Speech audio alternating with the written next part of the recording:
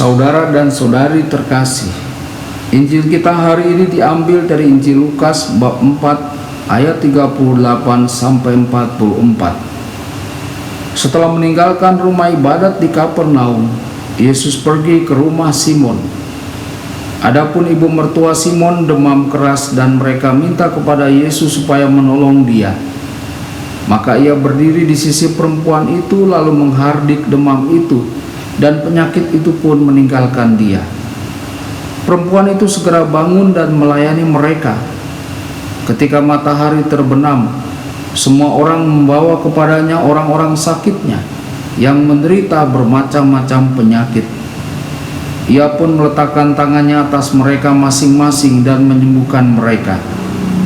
Dari banyak orang keluar juga setan-setan sambil berteriak, "Engkau adalah Anak Allah." Lalu ia dengan keras melarang mereka dan tidak memperbolehkan mereka berbicara, karena mereka tahu bahwa ia adalah Mesias. Ketika hari siang, Yesus berangkat dan pergi ke suatu tempat yang sunyi. Tetapi orang banyak mencari dia, lalu menemukannya dan berusaha menahan dia supaya jangan meninggalkan mereka. Tetapi ia berkata kepada mereka, "Juga di kota-kota lain aku harus memberitakan Injil Kerajaan Allah, sebab untuk itulah aku diutus." Dan ia memberitakan Injil dalam rumah-rumah ibadat di Yudea. Demikianlah sabda Tuhan. Terpujilah Kristus.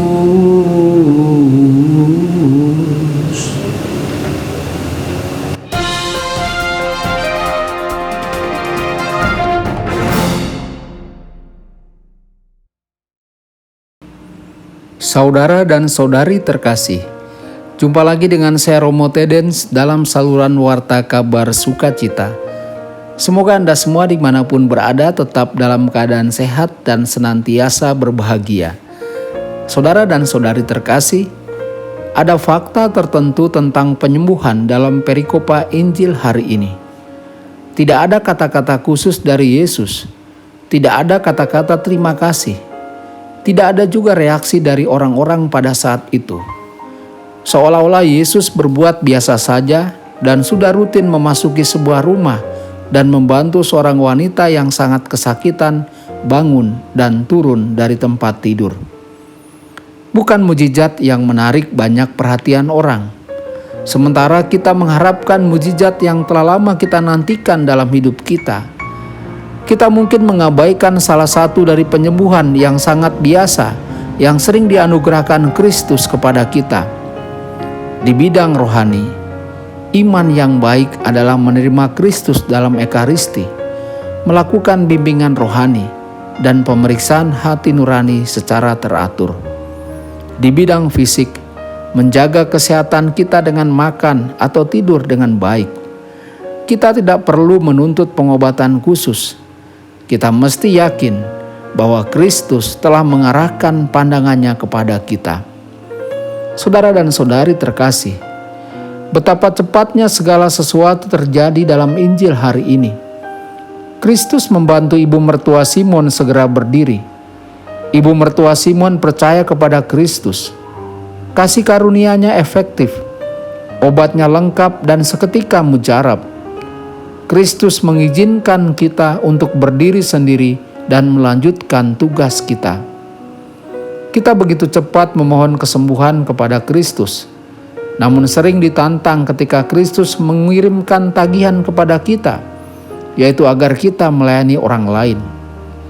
Ibu mertua Simon setelah sembuh segera melayani Kristus. Ibu mertua Simon segera melupakan dirinya sendiri dan masalahnya, bagaimana perasaannya saat sakit, dan segera berfokus pada kebutuhan orang lain. Kristus membangkitkan orang Kristen dari kematian dosa dan memanggil mereka untuk melayani. Orang-orang Kristen adalah orang-orang yang telah bangkit, yang panggilannya adalah untuk melayani. Tuhan, terima kasih Engkau telah datang ke rumahku. Aku merasa terhormat bahwa Engkau ingin mampir, bahkan ketika aku tidak memanggilmu.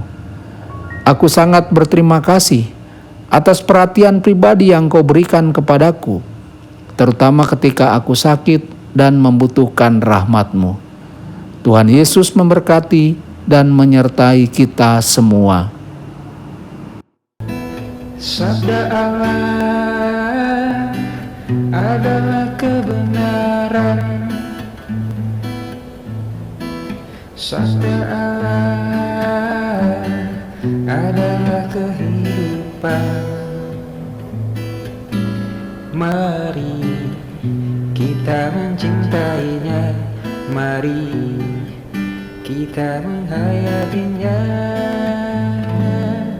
Ya Tuhan yang ku muliakan, sabda-Mu angkat resah